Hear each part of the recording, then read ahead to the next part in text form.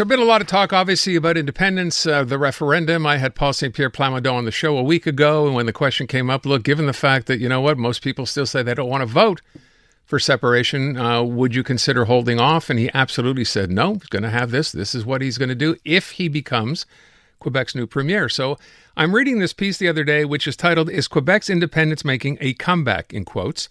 And I wanted to follow up because the research that goes into this has been conducted by graphs here and polls over the last 50 years. It's really quite a fascinating take on the story. So let's get to it and talk to the gentleman responsible for it, the author. He's on the line. His name is Patrick Déry, freelance columnist, public policy analyst. He writes the Substack, Avez-vous, voté pour ça? And he's on the line. Patrick, thanks so much for coming on. And first of all, congratulations on putting this together. You spent a lot of time kind of going basically through 50 years of the independence question. What possessed you to do this? Well, actually, the politicians say something, and I like to check the facts, check the numbers, check the figures, and look at the data. And sometimes there's a gap between what the politicians of all stripes say and what the facts are. And I wanted to, since the election this year will be important, since it may affect Quebec and also the country. So I wanted to have a look. So I plunged into the data and looked what happened over the last 50 years. So let me start with right now. We can work our way back if need be, but you also point out in the piece, right, you have a PQ critic, one of the economy critics, who said, we are currently, referring to Quebec, we are currently witnessing a, quote, strong return of the independence movement in Quebec. And Paul St-Pierre Plamondon basically made the same analysis this week, right, that the independence movement is gaining strength. But what do the numbers say, Patrick? Yeah, well, it doesn't say that. I understand the PQ leader to be optimistic about the independence and to ready the base. But if you look at the data over the last, it hasn't budged over the last 20 years. So the picture right now, the snapshot is about 38% for the yes and 62% for the no.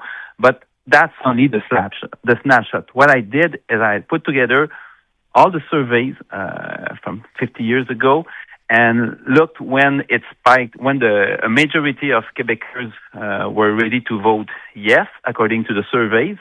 And it happened only I was surprised actually by the result because I thought that the support for the yes would have been greater over longer periods, but actually there were only 4 times that the majority of Quebecers would have voted yes. The first time was just before the 1980 referendum. It lasted only a couple of weeks, and then we know what happened.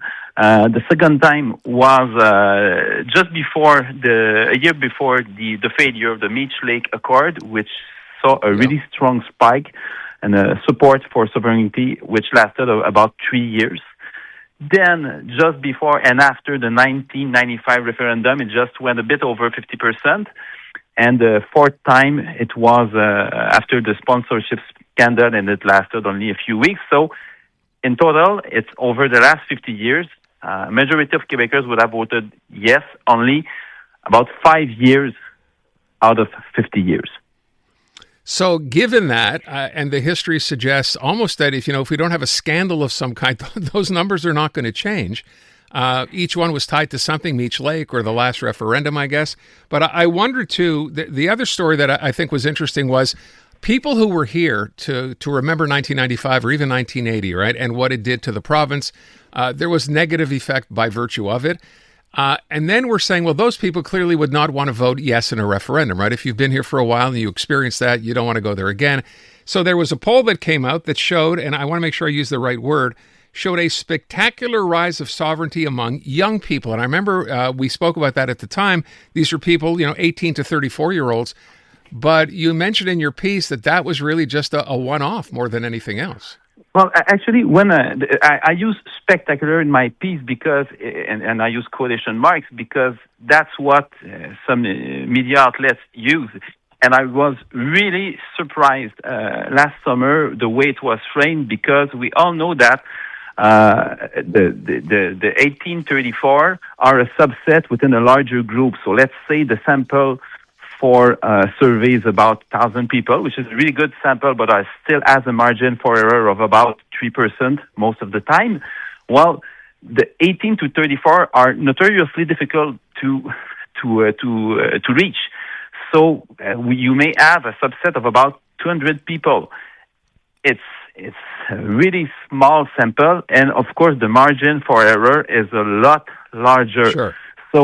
So you have to expect that, to put it plainly, 35%, maybe, 28% or 42% if you have a margin of error of 7%. So it's a really wide gap.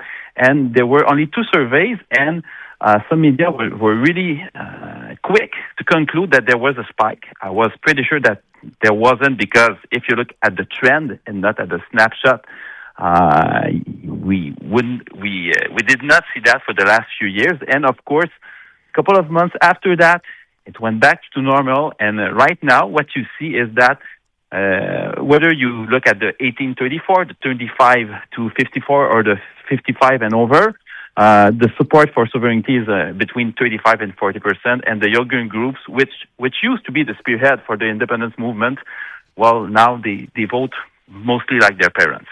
Isn't that interesting? It's funny. You have a great line in your piece as well. You write, in short, when sovereignty receives the support of the majority, it is more in reaction than in conviction.